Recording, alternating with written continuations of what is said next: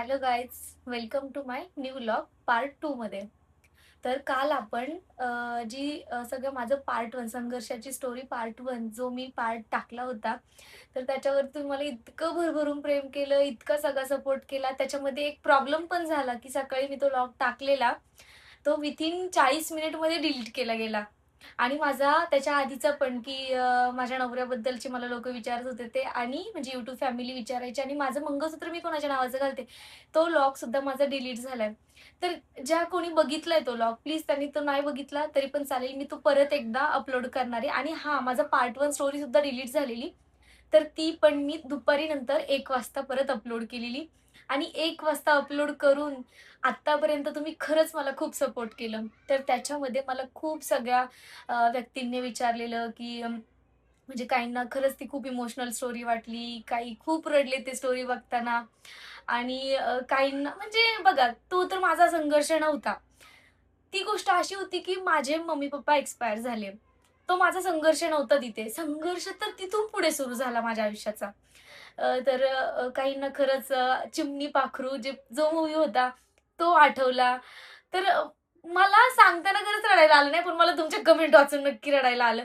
आता मला माहिती नाही तुम्ही किती फील करून ती माझी सगळी स्टोरी बघितली किंवा माझा पार्ट 1 बघितलं. खूप सगळ्यांनी मला त्याच्यात बोलले, की पार्ट 2 पण लवकर अपलोड करा दीदी.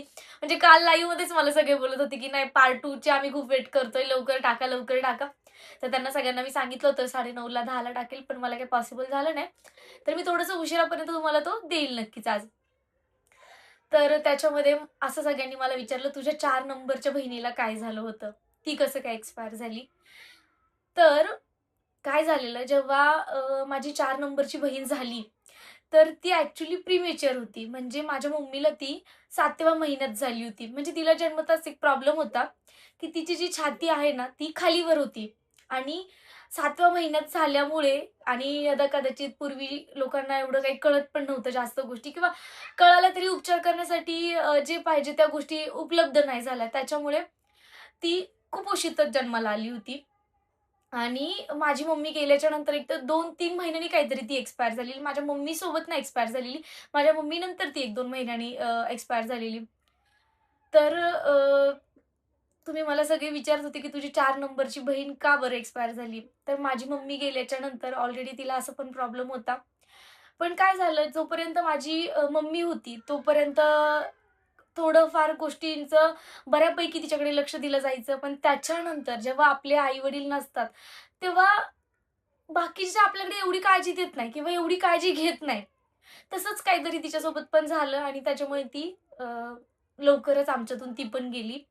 म्हणजे पहिले पप्पा गेले 2 महिने आधी, त्याच्यानंतर मम्मी गेली 11 महिन्यामध्ये आणि माझी बहीण समथिंग काहीतरी एक जानेवारी-फेब्रुवारी महिन्यामध्ये ती पण एक्सपायर झालेली. तर असं असं एक स्टेप बाय स्टेप 7-8 महिन्याच्या काळामध्येच आमच्यावरती असा सगळा दुःखाचा डोंगर कोसळला होता.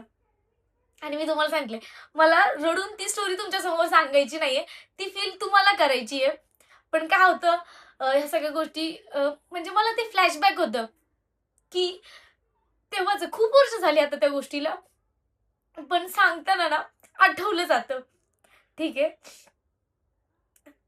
तर मला सांगायचं होतं, की मम्मी-पप्पा एक्सपायर झाल्याच्या नंतर काय झालं? ते गेल्याच्या नंतर असं झालं, की आम्ही तिघीही बहिणी अ, मी माझ्या आत्यांकडे होती शिकायला, प्रतीक्षा तर मामांकडेच होती राहायला. माझे मामा खूप लहान होते त्यावेळेला, खूप म्हणजे खूपच लहान होते. म्हणजे अगदीच काही जास्त वय नव्हतं त्यांचं, कारण सगळ्यात छोटे माझे मामा होते. त्याच्यामुळे आजी, बाबा आणि माझे मामा. मामा तर कामासाठी ना नेहमी बाहेर असायचे. आम्ही तिघी बहिणी आणि आजी आम्ही सगळे राहायचो. तर त्यावेळी आजी पण रोज आली. त्यांची पण परिस्थिती, माझ्या मामाची परिस्थिती एवढी चांगली नव्हती त्यावेळेला.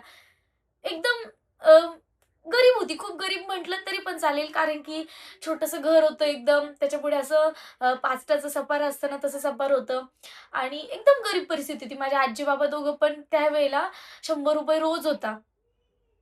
100 नाही ₹70 रोज होता काहीतरी सॉरी. ₹70 का ₹50 रोज होता. ₹50 रोजाने माझे आजी-बाबा दोघंही कामाला जायचे.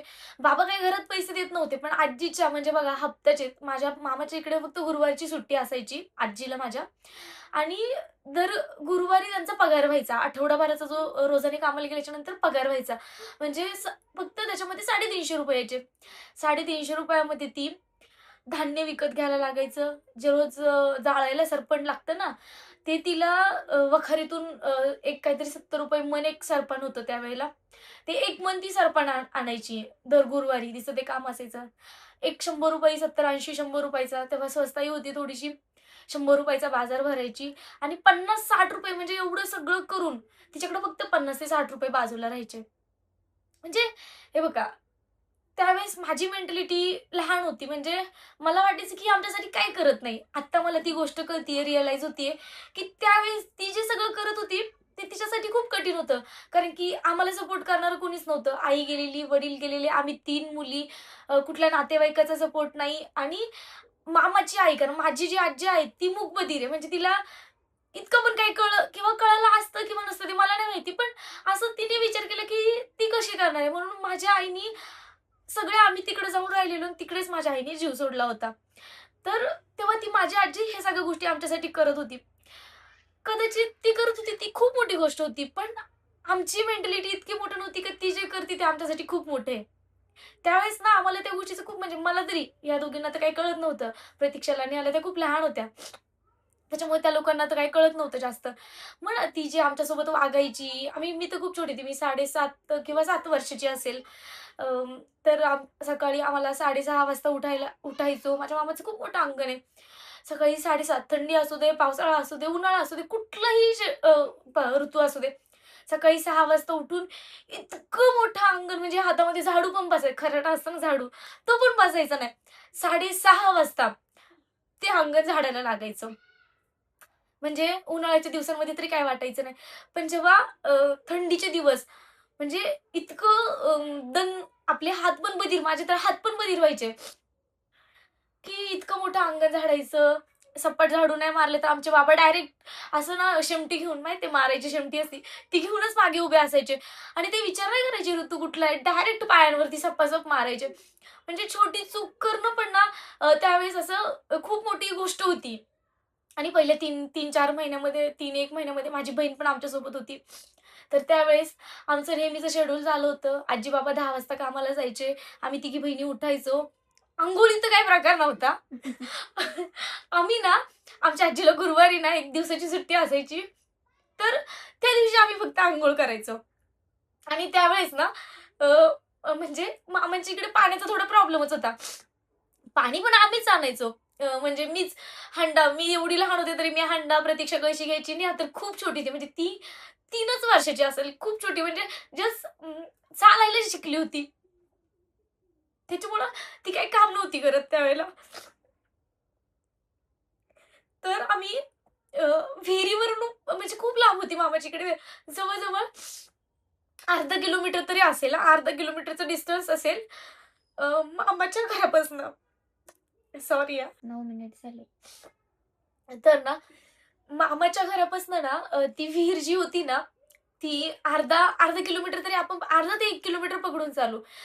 रोज 4-5 खेपा आम्ही त्या विहिरीवरनं आणायचो. त्यावेळेस गावाकडे ते ड्रम वगैरे असायचे छोटे-छोटे मामांच्या गावाला. तर ते आम्ही भरून ठेवायचो. पण आम्ही अंघोळ कधीच करत नव्हतो. रोज सकाळी उठायचं, सगळे कामं करायचे, भांडे घासायचे, घरं-बिरं झाडून घ्यायचे, अंगण वगैरे झाडायचं आणि कपडे पण आम्ही कधी चेंज करत नव्हतो. 8 दिवसातून आम्ही तिघी पण बहिणी डोकं 8 दिवसातून एकदा धुवायचं, अंघोळ 8 दिवसातून एकदा करायची आणि कपडे पण 8 दिवसातून एकदा चेंज करायचे. आमच्या आजीला गुरुवारची सुट्टी असायची तर त्या दिवशी. पण रोजचं शेड्यूल आमचं असं असायचं, हात तोंड धुवायचे. बालवाडीत जायचो आम्ही कारण की त्याच्यानंतर मम्मी-पप्पा गेल्याच्या नंतर शाळा सुटली माझं 1-2 वर्षाचा गॅप पडलेला. ऑप्शनच नव्हता. कारण की माझ्या मम्मीने तुम्हाला सांगितलं मी लास्ट व्लॉगमध्ये, की माझ्या मम्मीने सांगितलं होतं, माझ्या 3 मुलींना वेगळं करू नको. लगेच हॉस्टेलला ॲडमिशन वगैरे सगळ्या गोष्टी त्या प्रोसेसला 7-8 महिन्याचा पिरियड गेला. तर 7-8 महिने नाही, 1 वर्ष, दीड वर्षाचा पिरियड गेला चांगला. तर आम्ही तोपर्यंत माझा 1-दीड वर्षाचा कारण की आधीचं जी शाळा होती ती माझी गेली. त्याच्यानंतर 1 वर्षाचा गॅप पडला. असा माझा 2 वर्षाचा गॅप पडला. तर त्यावेळेला अंघोळ नाही करायची असंच आम्ही बालवाडीत जायचो. बालवाडीत गेलो, तर त्याचं पण एक बेनिफिट होतं ॲक्चुअली ते आम्हाला कळायचं नाही. पण तिथे जायचो, की तिथे काहीतरी चांगलं मिळायचं खायला. ते बालवाडीचा भात घ्यायचो. त्या लोकांना पण माहिती झालं होतं. मम्मी पण गेलेली आहे, पप्पा पण गेलेली आहे. माझी एक 4 नंबरची बहीण होती. बाबा ते घराला लॉक करून जायचे. काही नव्हतं घरामध्ये, पण नाही का कोणी येणार, काय करणार? आम्ही छोट्या-छोट्या 7-8 वर्षाच्या 7 वर्षाच्या मुलींना काय कळतं? बरोबर आहे, काय कळतं? तर आजी-बाबा लॉक करून जायचे आणि बाहेर जे पडवी जी सपार केलं होतं, त्याला पुढून खाट लावून माझी 4 नंबरची बहीण होती ना, तिला आतमध्ये ठेवून जेणेकरून कुत्रे-बित्रे गावाकडे खूप कुत्रे वगैरे असतात. कुत्र्याने-बित्र्याने ओढू नये म्हणून म्हणजे ते बोचकडतात किंवा ते फाडतात. तर असं काही होऊ नये म्हणून माझ्या त्या लहान बहिणीला आतमध्ये ठेवायच्या. बाहेरून खाट लावायची आणि मग ते लोकं जायचे. मग आम्ही 12, 12:30, 1ला आम्ही बालवाडीतून यायचो. बालवाडीत आम्ही पोट भरून जे काही हुरं असेल, जे भात असेल, जे पण काय असेल त्यांचं रोजचं ते खायचो. त्याच्यानंतर त्यांना माहीत होतं ते उरलेलं जे असायचं ना, ते पण मॅडम त्या ज्या कोणी बाई होत्या आमच्या, त्या आम्हाला डब्बे भरून-भरून द्यायच्या. आमची आजी आम्हाला चौघींना फक्त 2 भाकरी ठेवून जायची. माझ्यासाठी अर्धी, प्रतीक्षासाठी अर्धी, नेहासाठी अर्धी आणि माझ्या त्या 4 नंबरच्या बहिणीसाठी अर्धी. तिला काही खायला येत नव्हतं. ती खूप छोटी होती. तिला दुधाशिवाय पर्याय नव्हता. पण परिस्थिती एवढी होती का रोजचं दूध घेऊ ही परिस्थितीच नव्हती. कारण की इतकं संकट एका पाठोपाठ येऊन पडलं होतं, की काहीच पॉसिबल नव्हतं त्यावेळेला. मग ती बिचारी पण जास्त दिवस नाही राहिली. अशा एवढ्या सिच्युएशनमध्ये कधी अंघोळ करायची नाही. तिला ऑलरेडी प्रॉब्लेम होता. त्याचा दवाखाना नाही. ह्या सगळ्या सिच्युएशनमध्ये ती लवकरच गेली. कारण की तिचा जो कुपोषितपणा होता ती जाणार होती आम्हाला माहिती होतं.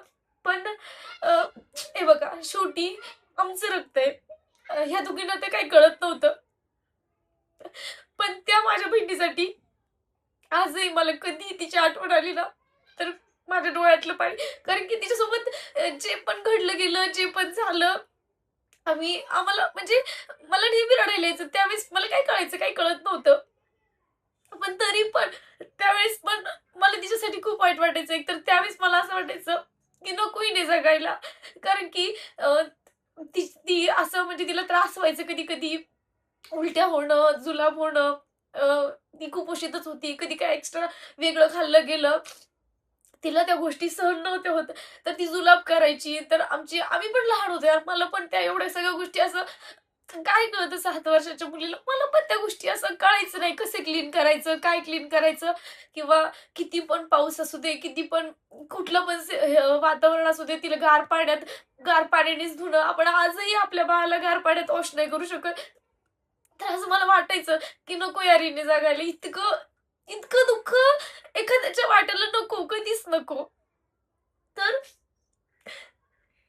त्याच्यामुळे तिचं दुःख मला आज पण आठवलं ना कधी तर मला तिच्याबद्दल खूप वाईट वाटतं. तर तेव्हा आम्ही तिला असं ठेवून आम्ही बालवाडीत जायचो. बालवाडीतून आल्यावरती आमच्या घुगऱ्या तिला खाऊ घालायचो. राहिलेल्या 2 भाकरी आजी आम्हाला सांगून जायची, ह्या संध्याकाळी 4 वाजता जेवण करायचं ह्या भाकरींमध्ये.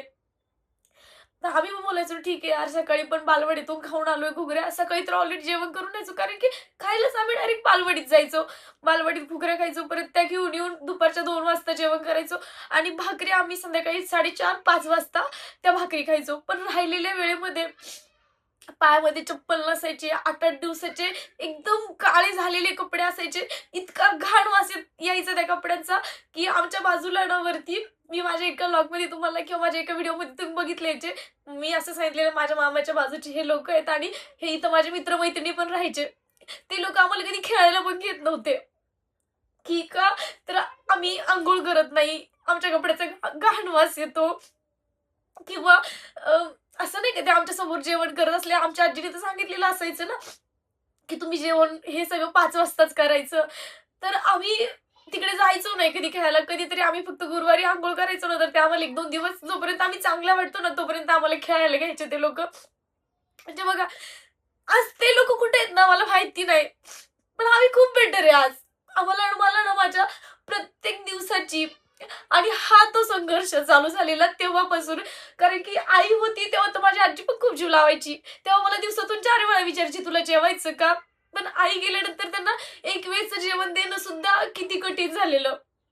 किंवा ठीक आहे सिच्युएशन नव्हती, पण आमची ती मानसिकता नव्हती किंवा आमचं तेच वय होतं. वाढायचं, खायचं, प्यायचं, सगळ्या गोष्टींचं.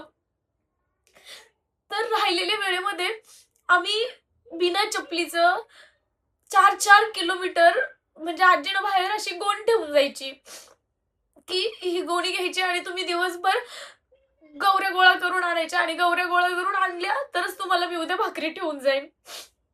चप्पल नाही पायामध्ये, काहीच नाही. इतकं दूर-दूर आम्ही कितीतरी दूर म्हणजे त्या गवऱ्या गोळा करायला जायचो. का तर रात्री आले तर बाबा ओरडतील, "नाही यार गवऱ्या गोळा करून आणलंच पाहिजे." आणि संध्याकाळी आल्याच्या नंतर 4-5 वाजता आम्ही त्या भाकरी खायचो.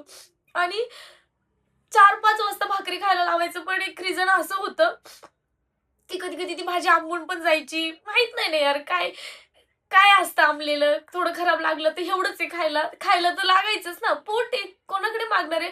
कारण की शेजारच्या-पाजारच्यांनी जरी आणून दिलं, तर मग आजी-बाबांची इज्जत जाणार किंवा आम्ही काय तुम्हाला भाकरी देत नाही का, असं ऐकायला लागणार. आम्ही कधीच म्हणजे मला आठवत नाही शेजारच्या-पाजारच्याकडून कधीच आम्ही एक भाकरीचा तुकडा घेऊन खाल्ले. आंबलेला असू दे, शिळा असू दे, कसंही असू दे, आम्ही आमचंच खायचो. कधी कोणाकडे मागत नव्हतो. पण ते 5 वाजता जेवण केलं ना, की रात्री न खाता-पिता झोपायला लागायचं. न खाता-पिता. कारण की आजी-बाबा आले ते 2 भाकरी करायचे ते त्यांचे जेवण ऑब्व्हियसली यार ते काम करून यायचे. त्यांना खाणं तर गरजेचंच आहे. पण आम्ही म्हणजे मला कितीतरी दिवस आठवतो, की मला चपाती तर माहीतच नव्हती. भाकरच माहिती. कधी-कधी यांची भाकर राहिली तर ती शिळी खायची किंवा आमची आजी भाजी पण अशी बनवायची, की भाकरीचे तुकडे असतात ना शिळे, ते असे उन्हात वाळवायची. तर शेंगदाणे खोबरं नसायचं. तर ते भाकरीचे तुकडे त्याच्यात टाकून ते वाटून त्याची भाजी करून देणार. म्हणजे संघर्ष काय असतो ना, आत्ता तुम्हाला इतकं चांगलं दिसतो आम्ही, पण एक काळ असा होता ना, फक्त छतावरती उन्हात वाळवलेले कोरगे पण खाल्ले ते आम्ही. 8-8 दिवसाची भाजी पण खाल्ली आम्ही. आता आहे सगळं चांगलं, पण तो संघर्ष खूप अवघड होता. तर बघा मी असं ठरवलं मी खूप स्ट्राँग होऊन तुमच्यासोबत बोलेन पण ना, होत नाही यार. कसं असतं सगळ्या गोष्टी आहे जे लोकं कधी-कधी नावं ठेवतात ना, इतकं मला इतकं वाईट वाटतं, की त्या लोकांना काहीच माहिती नाही आम्ही कशा जगलोय, काय जगलोय आणि ते लोकं इतकं वरतोड करून बोलतात ना, की तुम्ही अशाचे, तुम्ही असेच कपडे घाला, ठीक आहे घालतो. कुठेतरी नाही हा एक स्वप्न होते हे आमचे. आम्हाला माहीत पण नव्हतं आम्ही इथपर्यंत येऊ. आमचे हे पण आम्हाला असे पण कपडे भेटतील किंवा आम्ही आत्ता राहतोय, तर इथं लोकांना आमचं राहणं दिसतंय फक्त. याच्या मागचा संघर्ष नाही माहिती. तर जाऊ द्या, असू देत त्यांचं. तर हा पण पार्ट कसा वाटला मला नक्की कमेंटमध्ये सांगा आणि नेक्स्ट पार्ट पण पाहायचं असेल तुम्हाला, तर मला नक्की कमेंट करा. तर चला थँक यू सो मच आणि माझ्या सगळ्या पार्ट्स बघा आणि त्याला पण लाईक करा, सबस्क्राईब करा. आपले चॅनल ग्रो करायला तुम्हीच हेल्प करा. तर चला बाय बाय.